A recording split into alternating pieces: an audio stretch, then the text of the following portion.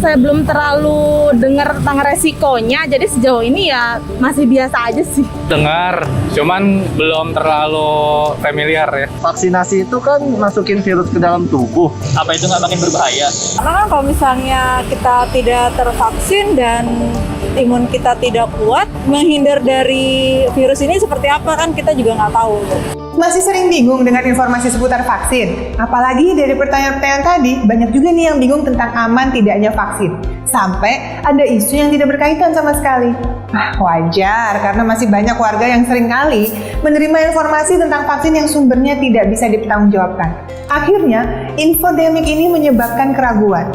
Padahal, banyak sekali manfaat vaksin yang sudah kita ulas pada video-video sebelumnya. Jadi, penting ya untuk meluangkan sedikit waktu untuk mencari informasi yang valid di masa seperti sekarang ini.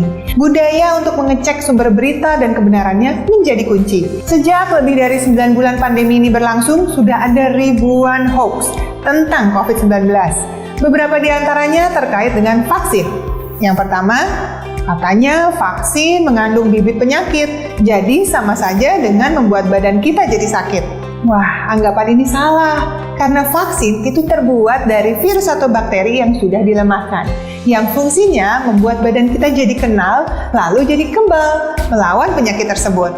Hal ini tidak sama ya dengan membuat tubuh jadi sakit. Nah, berikut ini adalah beberapa jenis kandungan vaksin.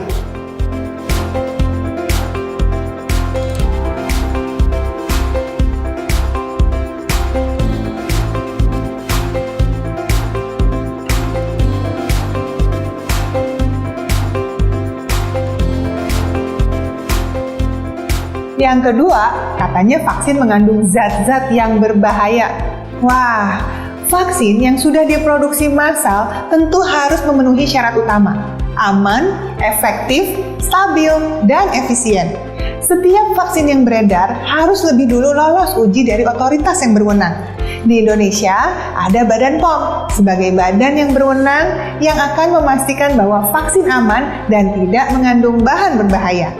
Yang ketiga nih, kalau vaksin nanti sudah tersedia, berarti kita akan aman. Vaksin memang salah satu cara agar kita bisa segera keluar dari pandemi ini. Kalau sudah tercipta kekebalan komunitas pada mayoritas penduduk dunia. Tapi perlu diingat bahwa vaksin itu bukan satu-satunya solusi untuk mencegah penularan COVID-19.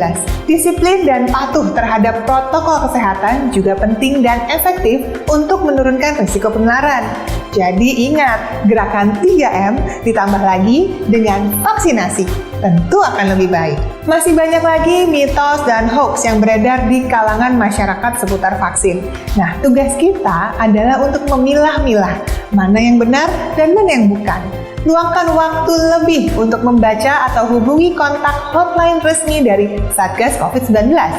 Lebih baik mencerna informasi dengan baik kan daripada panik atau bahkan menjadi penyebar hoax.